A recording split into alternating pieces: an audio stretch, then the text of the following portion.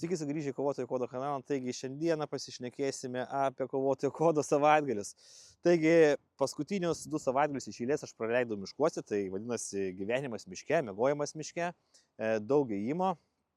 Tai kas yra svarbiausia, turbūt kario, tai yra batai. Su šudinais batais toli nenueisit, bet šiandien šnekėsiu ne apie juos.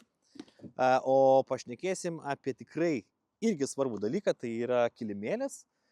Tai turbūt visi pripratę prie standartinio kilimėlio, kas būtų panašus į štai šitą.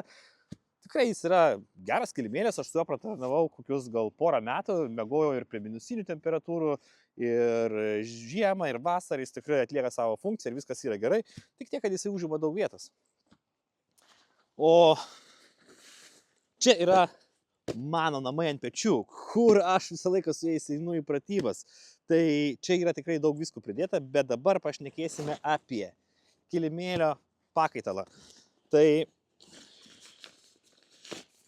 šitas kilimėlis yra iš Emtako, aš esu jį įsipakavęs, nes tik šiandien dar grįžau, nespėjau susipakuoti. Tai šitas kilimėlis, kaip matot, palyginus su šituo, taupo vietą. Labai daug taupo vietą, o vietos turėti kuprinėje tikrai yra gerai. Tai kilimėlis, kuo jis yra geras? Jis tiesiog išsilanksto ir mes turime vietą, kur su kuo pripūsti, tai su burnyte prisipučiam kilimėlį ir buvo manyta, kad aš galvoju, kad iš tikrųjų su juo bus šalta miegot prie minusinių temperatūrų, nes vis dėlto yra oras nuo žemės, gal kažkaip prasisverbs šaltis, bet -6, -4, 2 naktis iš eilės, jokių problemų, pramiegojau ir tikrai jaučiausi vos, kad nemiegočiau iš tikrųjų nuostabioj savo lovoj šalia žmonos.